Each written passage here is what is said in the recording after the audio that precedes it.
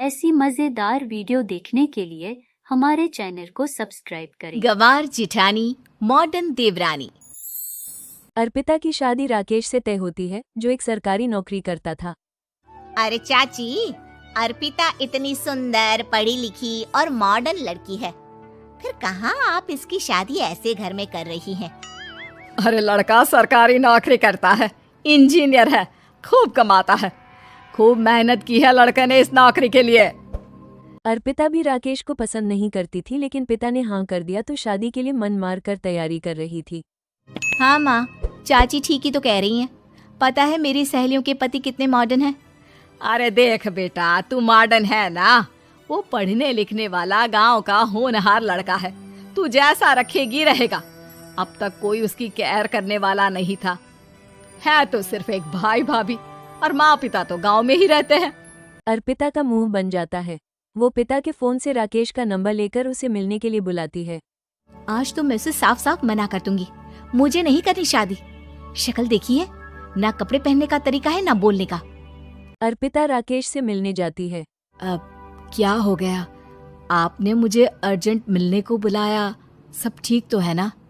हाँ सब ठीक है, पर मैं आपसे कुछ कहना चाहती हूँ, आप ना इस शादी से मना कर दे। राकेश की आंखें अर्पिता की इस बात से लाल हो जाती है। वो रांधे गले से कहता है, लेकिन शादी की सारी तैयारियां हो गई हैं। मैंने आपके साथ एक अच्छे भविष्य का सपना भी देख लिया है। ऐसा मत करिए प्लीज। माँ पिता के अलावा मैंने किसी को दिल से अपना माना है तो वो आप ही है। देखिए, मुझे आपसे कोई समस्या नहीं है, लेकिन आप मेरे जैसे नहीं हैं। मैं मॉडर्न लड़की और आप। मैं आपसे वादा करता हूँ, जब तक आपके लायक नहीं बन जाता मैं कभी आपसे बीवी का हक नहीं मांगूंगा। अर्पिता राकेश का प्यार देखकर पिघल जाती है और शादी के लिए हाँ कर देती है। दोनों की शादी हो जाती है, लेकिन शादी के बाद राकेश की भाभी, जो कि पूरी की पूरी देहाती थी। ए राकेश, उठ, जब पानी भर कर ला, और तेरी बीवी को बोल के चूल्हा लगा दिया है, रोटी बना ले। क्या है ये सब? और तुम्हारी भाभी इस तरह चिल्ला क्यों रही है? क्या करूं, भाभी ही खाना बनाती है और मुझे पढ़ने के लिए इस घर में रखा, तो मैं घर का सारा काम कर देता हूँ। अब तुम आ गई हो, अपने तरीके से देख लो। ये मकान तो तुम्हारे पापा ने बनवाया था ना, शहर में, ताकि बेटा पढ़ाई कर सके। हाँ, पर भाभी ही पूरे घर में रहती है। ठीक है, देखो अब। अर्पिता बाहर जाती है। सूट पहनी अर्पिता को देखकर जेठानी का पारा हाई हो जाता। शहर की हीरोइन, यहाँ ना चलेगा ये सब, समझी? साड़ी पहनो, साड़ी। वो नारंगी वाली निकाले हैं तुम्हारे लिए, जिसमें हरे रंग का फूल बना है, और सीधे पहुंचो रसोई में।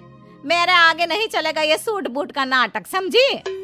देखिए भाभी, आप बड़ी हैं, आपने राकेश की पढ़ाई में मदद की, लेकिन ये मकान इनके पिताजी का है, तो मैं अपना पोर्शन अलग कर रही हूँ। मैं आज से आपके साथ नहीं रहूंगी। जेठानी का तो मानो पारा ही हाई हो जाता है। और ऐसा कैसे नहीं रहेगी? हाँ, और कौन बोला कि राकेश अलग हो जाएगा? वो अपने भाई के बिना नहीं रहता। आज देखिए तो, देखिए कल के आई छोरी क्या बोल रही है। राकेश के साथ बात हो गई है, मैंने ऊपर का हिस्सा राकेश को दे दिया है, उसकी अपनी जिंदगी शुरू हो रही है, तो अच्छा है ना कि अब रसोई भी अलग हो जाए। अर्पिता राकेश की ओर फकरसी देखती है कि उसने अर्पिता के लिए स्टैंड लिया। अर्पिता बाजार में जाकर सारा रसोई का सामान ले आती है। पिता के दिए सामान से घर सजाती है और अपने तरीके से पूरे घर की सजावट करती है। शाम को राकेश ऑफिस से आता है, कुर्ता पजामे में राकेश को देखकर। अरे ये क्या पहना है? भाभी सिलती है ना कुर्ता, मैं सारी कमाई भाभी को ही दे देता हूँ। लेकिन अब ना बीवी को देना होगा, क्योंकि भैया भी अच्छी नौकरी करते हैं।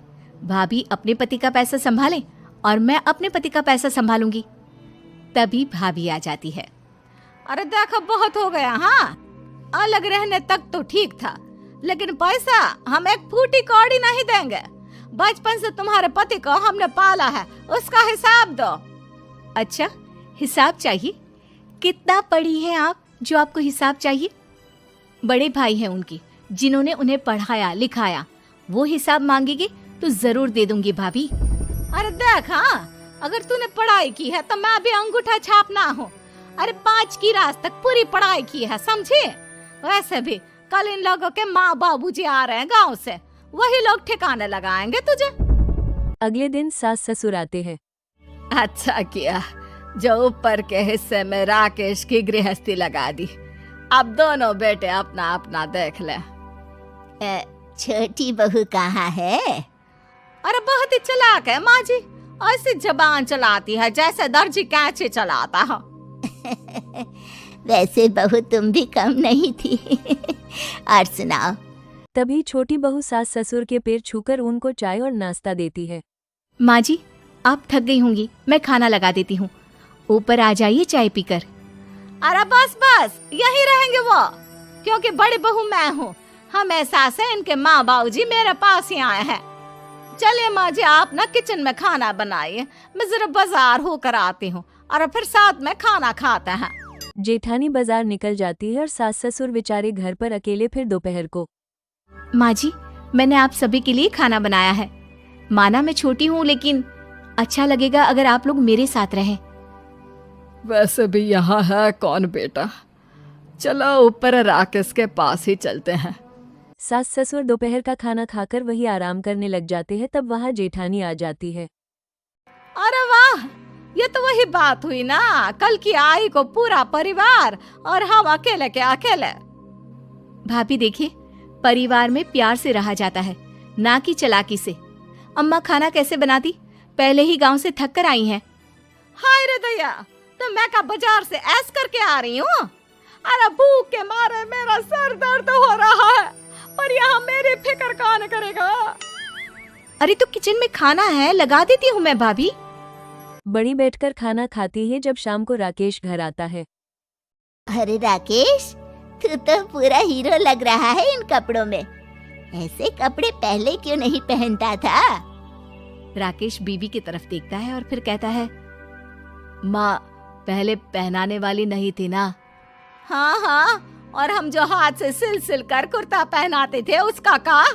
अरे तुम्हारे भैया तो आज भी पहन रहे हैं। तभी अर्पिता सास के लिए कपड़े और ससुर के लिए शर्ट पैंट लाकर देती है। उन लोगों को फ्रिज से ठंडा पानी और टीवी में फिल्म दिखाती है। अरे कब से इनको बोल रहे हैं कि फ्रिज वाले आओ, लेकिन ये है कि मानत ही ना है। बहू अब तो तुम ही समझाओ ससुर जी को। नहीं पापा आप फ्रिज मत लीजिए। अरे वाह रे छोटे, खुद फ्रिज का ऐसे का मजा ले, और इनकी माँ के पास फ्रिज भी ना हो। अरे देखा पिताजी, देखा माँ जी कब बोल रही है। अरे उसकी पूरी बात तो सुन लो कि वो क्या बोल रही है। वो इसलिए क्योंकि अब माँ जी और पापा यहीं रहेंगे मेरे पास। घर को घर सिर्फ मॉडर्न या गांव की सोच नहीं बल्कि संस्कार बनाते हैं भाभी, और संस्कार अच्छे हो तो सब सही हो जाता है।